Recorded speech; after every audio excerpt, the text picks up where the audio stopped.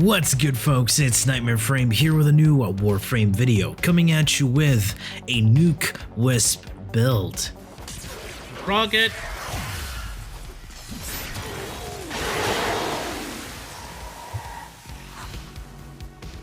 Well, technically it's not only the frame that's doing all the damage, but the weapon she uses to achieve such ridiculous amounts of damage. But to achieve this damage, it does require a little bit of prep, and there is no ribbons being used at all. Also, let's not forget to mention she is damn unkillable, and you can one-tap those pesky acolytes with this setup. I've done a Wisp build where I have gone up against a level 6000 without them being able to touch me. Do go check that out. So this is somewhat similar, as in I do not bother using the health mode or her fourth ability, where I subsumed Ensnare on, which allows me to group up enemies for that instantaneous, insane amounts of damage being dealt all in one controlled spot. Her only uses ability is her fourth, and it doesn't match her kit at all, so it's the only one you would remove for a better ability. For those who will be suggesting Larva, well, it's just a horrible and inconsistent subsume ability, and it has been proven time and time and again. With a snare, all you have to do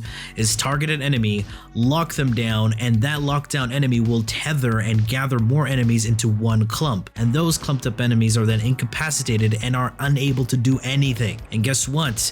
You can have more than one instance of this ability to crowd control more enemies in different areas, meaning you can cast it more than once and not have to wait for the duration to run out. And yes, there is more. Ensnare can synergize with Magus Anomaly and Exodia Hunt, meaning you can move around ensnared enemies and add more to the ensnare clump. So after grouping up enemies, you can proc Breach Surge with third ability. So what Breach Surge does is that you send out sparks of energy that expand and latch onto enemies' faces. These sparks only affect enemies within line of sight, and enemies struck with this ability will be stunned and blinded, and damaging enemies will spread this affliction to nearby enemies. And those enemies affected by Breach Surge will take multiplicative damage, and the blinded enemies are susceptible to stealth multiplier damage, so the scaling potential is really high. Gas, electric, heat, and toxin, pretty much any AoE damage, have a better synergy with Breach Surge that re-trigger the surge sparks on the enemy's head. The surge sparks that lash out to nearby enemies deal radiation damage depending on the damage you dealt on the affected enemies. The damage multiplier and status chance both scale from power strength, since they're all grouped up, primed with Nuke Core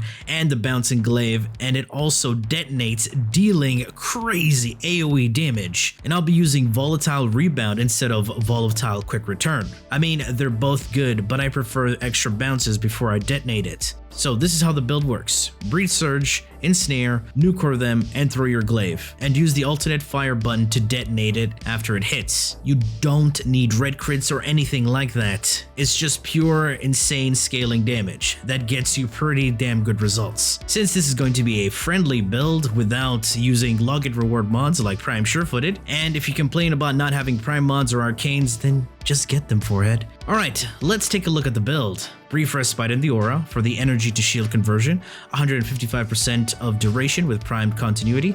This gives my blind duration on Surge 24 seconds, 6.2 seconds of invisibility on her second ability, 46 seconds buff duration on Motes, and 23 seconds on Ensnare. Range at 175% with Stretch and Augur Reach, giving Surge an effect radius of 31 meters, and 17.5 meters on Ensnare. Prime Flow and Equilibrium for the massive energy pool, and health and energy pickup conversion, especially when using the synth mods on your companion. Umbral Intensify for the power strength for that slight boost in damage multiplier on her Breach Surge. And then the rest are full-on utility mods to help you stay alive and cast faster. Taking a look at the Glaive build, got some damage, crits, and other forms of damage multipliers. And look at that, it's ribbonless, just raw power.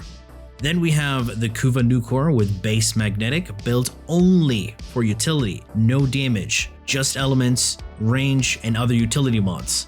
And finally, the Panzer Vulpaphyla for added survivability and energy management with the synth mods.